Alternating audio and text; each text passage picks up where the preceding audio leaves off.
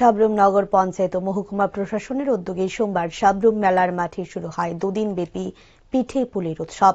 ফুলসবজি ও আলোকচিত্র প্রদর্শনী। সন্ধ্যা ৬ ঘটিকায় স্থানীয় মেলার মাঠে শুরু হওয়া দুদিনব্যাপী এই পিঠে পুলি উৎসবে ফুলসবজি প্রদর্শনী প্রতিযোগিতা এবং আলোকচিত্র প্রদর্শনী ২০২৫-এ প্রদীপ প্রজ্বলনের মাধ্যমে শুভ উদ্বোধন করেন ৩৯ মনু বনকুল বিধানসভা কেন্দ্রের বিধায়ক মাইলা ফ্রুমক। এছাড়াও উপস্থিত ছিলেন দক্ষিণ ত্রিপুরা জেলা পরিষদের সভাধিপতি দীপক দত্ত, সাবরুম নগর পঞ্চায়েত চেয়ারপারসন রমা পোদ্দার দে, মহকুমার শাসক শিবজ্যোতি দত্ত সহ বিশিষ্টজনেরা।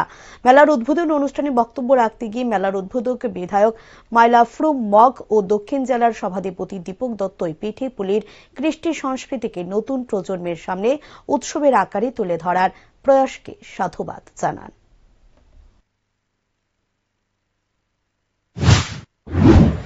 এই সাবরুম মহকুমার শাসকের উদ্যোগে যে পিঠে পুলি উৎসব, আমি বলবো এই সময়ের মধ্যে এই উৎসব আমাদের কাছে খুবই গুরুত্বপূর্ণ। আমরা জানি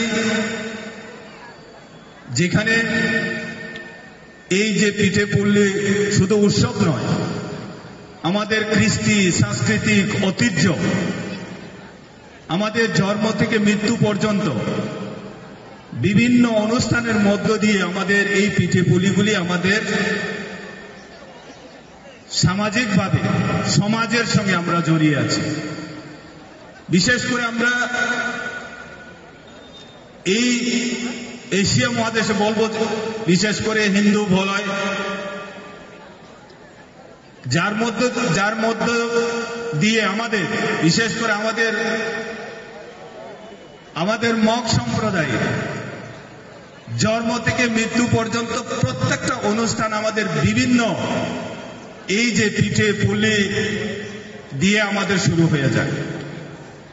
তো যার কারণে আমরা ছোটকালে আমরা দেখি আমাদের বিভিন্ন অনুষ্ঠানে, আমাদের মাঙ্গলিক অনুষ্ঠান, বিবাহ অনুষ্ঠান থেকে শুরু করে বিভিন্ন অনুষ্ঠানে এরকম পিঠে পুলি দিয়ে আমাদের যাত্রা শুরু হয়। তো যার কারণে আজকে যারা আয়োজন করেছেন